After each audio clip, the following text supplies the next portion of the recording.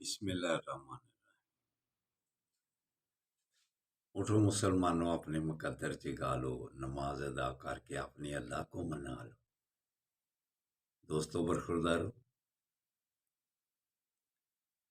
اللہ کے آگے سر جھکانے کا وقت ہے یہ۔ اٹھو، اٹھ کر اپنے گناہوں کی معافی مانگ لو۔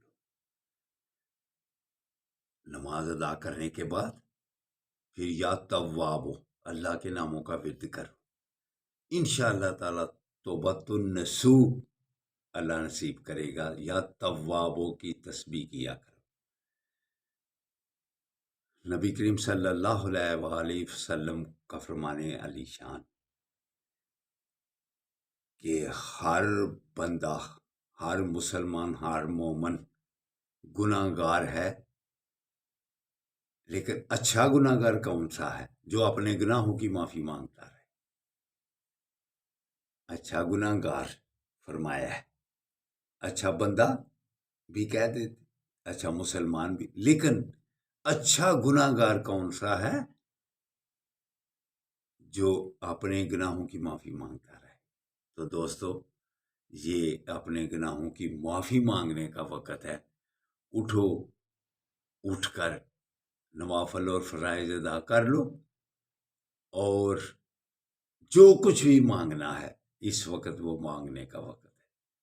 علامہ اقبال بھی کیا خوب فرماتی ہیں۔ قرآن کا ترجمہ کیسے کرتے ہیں؟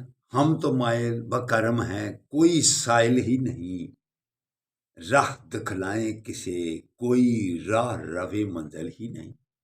تو دوستو برخوردارو، اٹھ کر جو کچھ بھی مانگنا ہے، رزق مانگنا ہے، معافی مانگنی ہے، سکون مانگنا ہے، بیماریوں سے نجات مانگنی ہے، تو اٹھ کر یہ وقت ہے اللہ کے آگے گڑ گڑانے کا اور معافی مانگنے کا۔ تو اٹھو، اٹھ کر اپنے لیے بھی اور سب کے لیے، خاص طور پر فلسطین والوں کے لیے دعا کرو۔ یا اللہ کہ ان پر ظلم بند کرا دے، اور جو ظلم کر رہے ہیں ان کو